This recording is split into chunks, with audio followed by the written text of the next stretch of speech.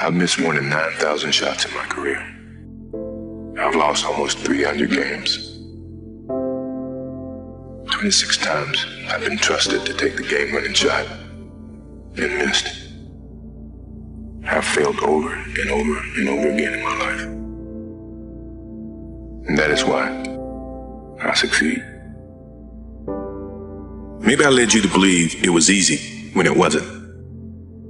Maybe I made you think my highlights started at the free throw line and not in the gym. Maybe I made you think that every shot I took was a game winner. That my game was built on flash and not fire. Maybe it's my fault that you didn't see that failure gave me strength, that my pain was my motivation. Maybe I led you to believe that basketball was a God-given gift and not something I worked for every single day of my life. Maybe I destroyed the game. Or maybe you're just making excuses.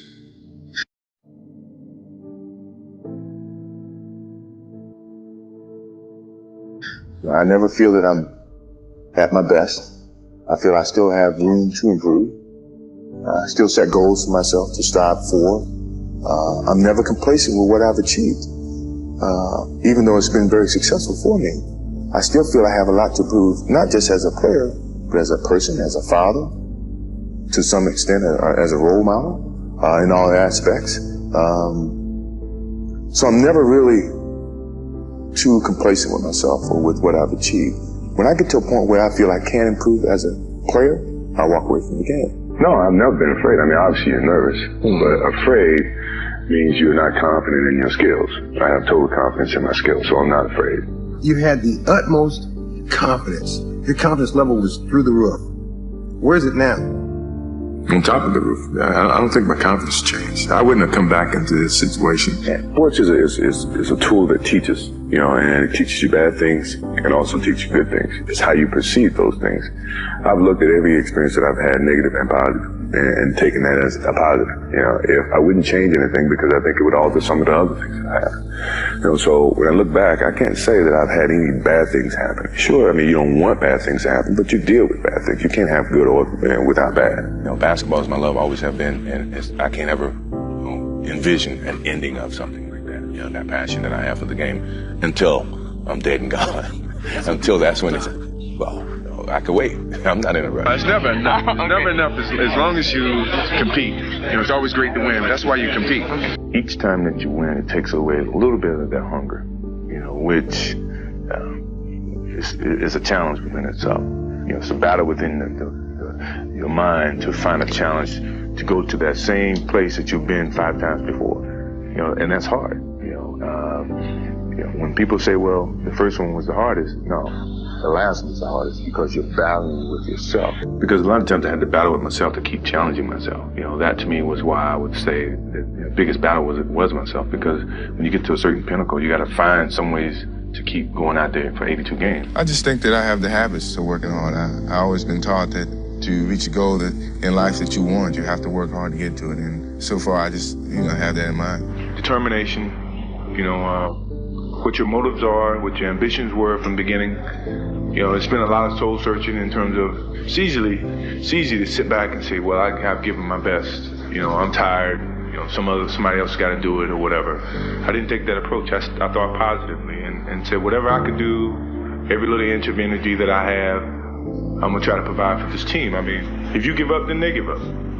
So I didn't want to give up. No matter how sick I was, or how tired I was, or how low on energy I was, I felt the obligation, to my team, to the city of Chicago, to go out and give that extra effort to achieve it even harder. My competitive drive is far greater than anyone else that I've met. I think that I thrive on that. I think that's my biggest motivation in life. Is to compete. Find different competitions in certain things in life and try to overcome that. Be it positive or negative. But I have yet to meet someone who is as competitive as me. And I just feel that much confident about my competitive drive. I still feel that I have a plateau that I hadn't reached yet in terms of my skills or my expectations of myself. I'm always going to expect myself to do certain things or surpass certain things. As long as I believe that, then, my road to success is going to continue to expand. My principal advised me to go to an Air Force Academy because he felt that after I finished college, I'd have a job. So I said, no, I don't want to go that route. So I decided to go to the University of North Carolina. A lot of people didn't expect me to do so well, but I guess that was a challenge that I faced. And sometimes you have to face those challenges and see what happens. I will not quit this game because of what the media has done to me or what other people have done to me. I will quit this game because my skills are diminished.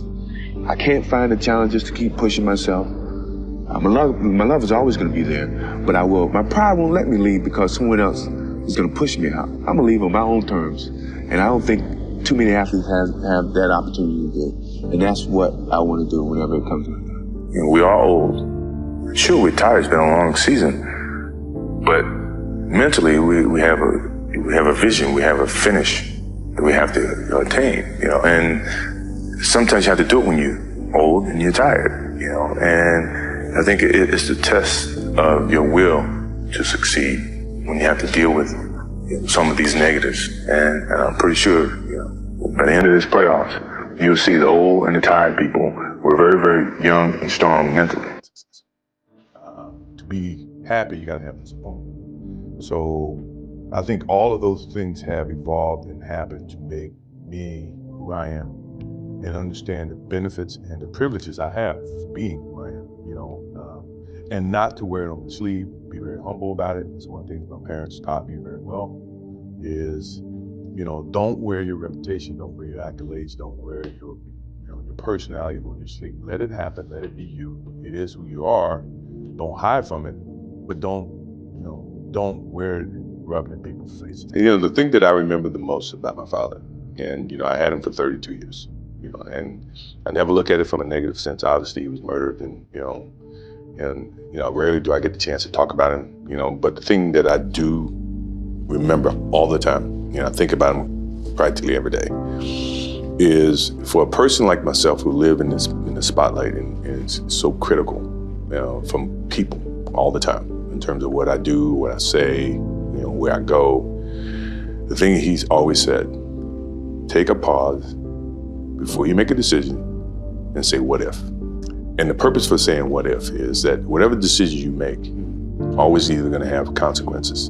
And not that I live in a box to where I'm afraid to do things. I know that, as my father says, the what if comment is to be able to deal with the consequences of what decisions you make. And you think about that. If you think about the consequences, pro or con, you make the right decisions that you feel is the right decision. Now, all the decisions I made, other people may view to be not the right decisions from their perspective. But for me to go play baseball, and everybody says, oh, it was a failed opportunity to play baseball. That's what they think. For me, it was the best thing that could have happened for me because it allowed me to go back to the game with a stronger passion. At the same time, I was able to understand the love that these minor league baseball players have, making $1,500 a month. $1,500 a month, which is nothing. But for them, it was big.